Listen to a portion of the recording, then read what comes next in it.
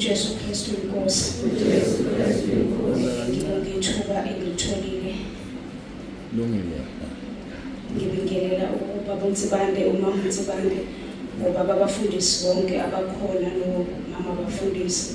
Ulosha noSunday School egameni lenkosi yami uJesu Kristu, ngithi uJesu Kristu inkosi. Bazalwane lome phambi kwenu umama uMdunge wase-Great Town.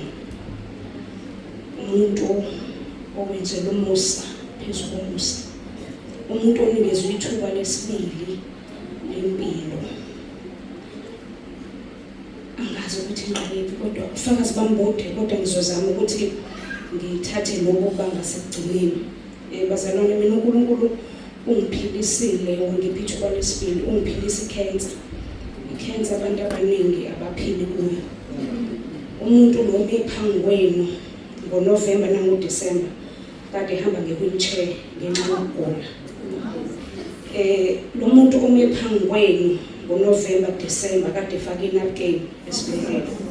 Kade ngakwazi ukwenza lutho.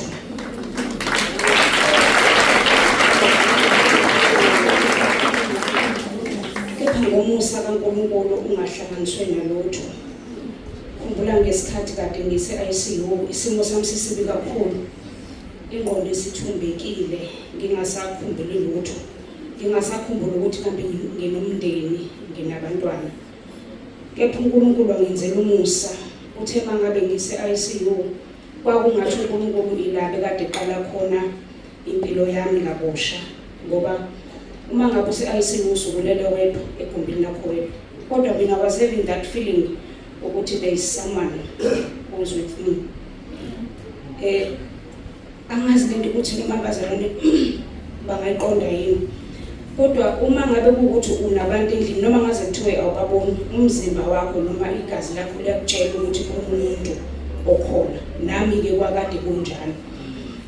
Bekuthi mangabe kuukuthi isimo sami siba sibi kakhulu, icondition ishintsha, kucaca ukuthi hayi ngathi umphefumulo uzohlukana nesidumbu. Bengiba nesithongwane bekade sengifikela ngithi bekuthi ngiphila ngama-drip. Kade ngifaka i-drip yegazi ngapha, ngifaka i-drip yamanzi ngapha. So kade ngilala ngibheke phezulu, ngingakwazi ukulala ngohlangothi ngendlela ebekade ngigula ngakhona. So bekuthi mangabe kuukuthi ngilele kanjalo, bekade kuba khona i-voice ebekade ngizwa ikhuluma nami. Ngikhumbula nje okokuqala kuukuthi sengiphelelwe ukukhuleka, kungasavumi ukuthi ngithandaze. So bengivele ngikhulume ngibhekile, ngibe nenkolelo yokuthi uNkulunkulu angeke adala amehlo engaboni, uNkulunkulu ngeke azadala indlebe engezwa. Ngikhumbula mhla ngithi Nkosi uJesu ngenzele umusa, ngicela ungiphilise. Impendulo yabuya ngokusheshsha futhi kwaba khona izwi elikhulumayo lathi uzophila, kepha khonza mina ngedwa ungangiqobi ngalutho. Emva kwalokho ngezwe ngathi ngithola isibindi. Ngahlala esibhedlela. Kusho ukuthi ke kulokho kufika ke ihlobo zami umndeni ngokuhlukana bezongibona, kwaze kwafika nodade wethu beza bazongibona. Bafike bathi bazongithengela into ekuthiwa i-Miracell. Angiyazi ngisho nange physically angathini akaze kwaze kwenzeka ngayibona. Ngenxa ukuthi bekukuthi ngihlale ngilele ngibheke phezulu. Ngafikelwa isithongwana kwangathi ngiyalala kodwa angangalala lokho ukuthi ngiyasuneka. Ngilele at the same time ngiyawuzwa wonke umsindo owenzakalayo. So uma ngabe ngiphaphama ngibheka ke lapho, uma if ngibuka lapha ngasenyaweni zami kube ngathi ngiyayibona le Miracell engathi ngesachithe ebovu ibhalwe ngamagama gold, ibhalwe ukuthi Miracell. Abese ngiyibuza ukuthi hawu labantu abafike ekseni lento isifike nobani lana. Uma ngabe ngisenalo mcabango engqondweni nami kube khona izwi lithi mina noma iMiracell, angingabazanga. Ngavele ngathi wena Nkosi uJesu. Bathe mangabe befika nayo ngakusasa ngabatshela ngathi cha angeke ngisakwazi ukuthi ngiyithathe ngoba sengishilo ngathi wena Nkosi uJesu. Ngikhumbula ngesikhathi mhla ngizwe etheater, ngizwe ukuhlinzwa isikhathi ekutholakala ukuthi ngine-cancer eku-stage 4. So uma ngabe kuukuthi ngizwe etheater ngiye kohlinzwa ngiyesaba ngoba ngiyazi ukuthi noma ngingathi ngiye ngizwe bethi abantu umuntu mangabe ke waqala ikhini uyashona. Nginakho lokho kwesaba. So ngihambe ngiye theatre ngifike ngihlinzwe ngapha. I-chemoport yami ifakwe la. Uma kushuthi uma ngabe ukuthi ngizoya theatre ngifike ngithi Nkosi uJesu. uJesu Kristu Nkosi.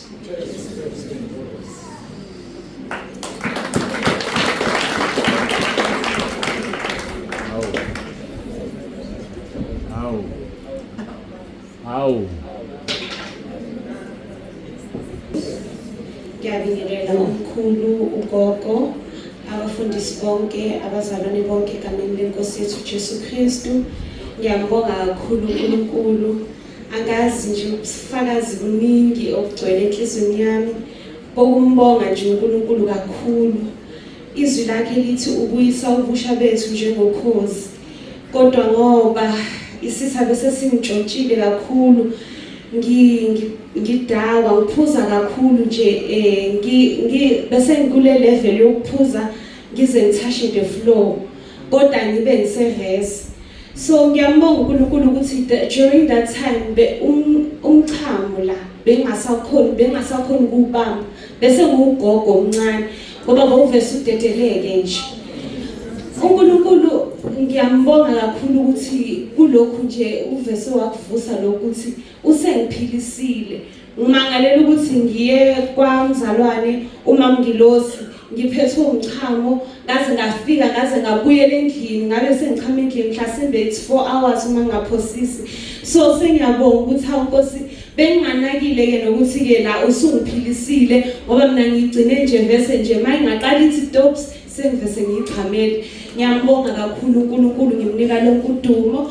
Ngizombonga futhi uNkulunkulu kulempi angisizile ukuthi nginqobe emsebenzini la ngisebenza khona indawo very safe kakhulu ngale ndlela ukuthi ziningi umthetho khona and futhi engifakazelana nezwi likaNkulunkulu njengokuthi abantu uma beshonisa emsebenzini bangaxoshwa bayaxoshwa nje. Manje ke inkosi ingenzela umusa kule ndawo akumele ukuthi audit ifika esitolo sethu kulentuzo kutholakala ukuthi uma sifeyila sesimoshela inkampani yonke okusho ukuthi siku-risk yokuthi basixoshe. So ifike i-audit isizume ifika i-audit and lapho njalo bengitshela Nkosi uJesu ngithi Nkosi uJesu njalo i-audit ivese ifike kuyishift yami indaba like inkosi kubeka ukuthi ufuna ifike kuyishift kabani ngoba vese si2 osupha. Inhliziyo yami ibe buhlungu ukuthi kodwa Nkosi kulokhu ungiyekelelile impela. Ifike iyenze i-audit yenze ibuye babuye bangalalela abasebenzi ngoba siku-management mhlasimbe su-3 so babuye bangalaleli ngoba belalela labo abanye futhi abangakholwa manje babuye bamtshela ukuthi hayi akekho right myekelele manje nje babuye besho nje futhi umsebenzi washo wathi hayi wena kungamelanga nje ube umphathi wena ulunge kakhulu. Manje ke ngiyambonga uNkulunkulu ukuthi vese benginganisonga umuntu ngangimiso uyena lithi malifika audit kubuyele ku-flow kaningi nje ukuthi sizofail hayi bese lishuthe liqede mase libuya ke lime nami bese ngiyanibuza ukuthi hayi sihambe kanjani asho ukuthi hayi nifailile nje dizimali and then bese athi kimi kodwa ke kungaba necebo uma ningakhipha ibribe nje mhlasimbe nami ngiyilambele noma 150 ngicabanga ngithi hey Nkosi uJesu kube nokuthi hawu akangiboni ukuthi umntana kaNkulunkulu lo muntu ezofuna itshontsho inhliziyo yami iphatheke kabuhlungu. Bese ke ngizithulele nje kufika ukuthi okay ngizomtshela umanager ngoba ukuthi angitshela umanager bese after lapho aqeda asitshela izinto kumele siyilungise uma sesiyilungisile simthumelele bese ke bese sayahamba ke sengiyazi ukuthi sifelile bese sengiyamtshela umanager ukuthi hayi phela nayi audit ithi kanje ngisamchazisela ngimtshele ukuthi lithi ifuna itshontsho bese ngimbona umanager ukuthi hayi uyasibhaya le story sengathi naye uyafuna ngithi hayi ngathi siyakholwa thina sikwenza lokho inkosi ayisifunile bese athula athi hayi kodwa hamba umuzi ukuthi uthini ufike ucela inamba yakhe ukuze sibe ne-traceability ngiye khona ngifike ke angibize vese athi mina umsebenzi afika angibize ngihambe ke ngiye khona mangifika inhliziyo yami ibuhlungu ukuthi indaba ngamtshelanga lo muntu ukuthi uNkulunkulu akayifuni intshontsho.